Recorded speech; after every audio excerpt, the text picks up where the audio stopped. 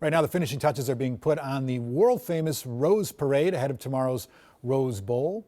It happens in the very climate-conscious state of California every year.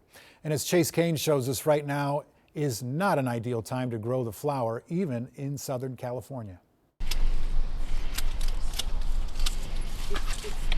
Pruning was once a predictable winter ritual at Rose Story Farm, but not anymore. We're starting early because, frankly, after the rain last week and the cold we've had, the roses just don't look good.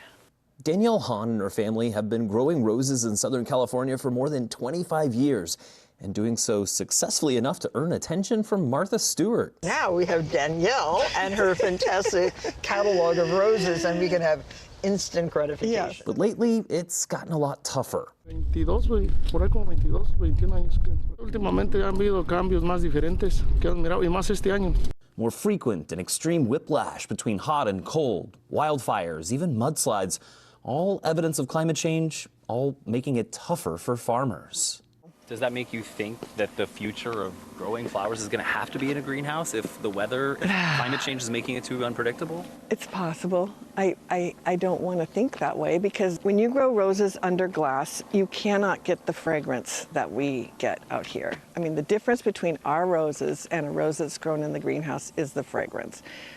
Every rose that we grow is incredibly fragrant, and you can't get that under glass. The other option, grow roses somewhere else, which is what the world-famous Rose Parade started relying on decades ago. Rose Parade started, obviously, as a promotion for Southern California, that people on the East Coast can't grow roses and flowers, and it was a way to really be a booster for Southern California. Obviously, that's changed now. There's less flowers grown in the United States. Now, virtually all of the parade's roses are packed on planes and flown in from South America. We export about $1 billion a year. Alejandro Martinez represents rose growers in Ecuador who are also battling the effects of climate change.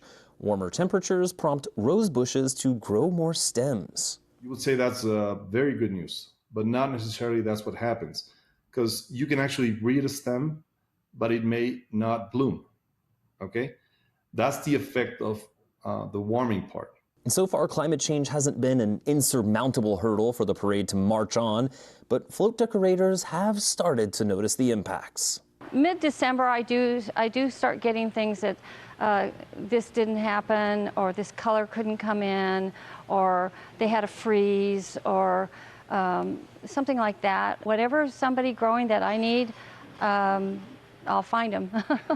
Since importing flowers increases their carbon footprint, Danielle can't help but wonder if there's a better, more local solution for the Rose Parade in the face of climate change. So if we were going to have a Rose Parade in California that was timed perfectly so that it would be all beautiful local roses, when would that be? May 15th. That's the perfect day. May 15th, yep. Is this why Mother's Day is? Mother's Day, yes. Mother's Day is huge for us. So huge. Put the Rose Parade on Mother's Day. On Mother's Day, yes. Wouldn't that be wonderful? Yeah. In Southern California, I'm National Climate Reporter Chase Kane.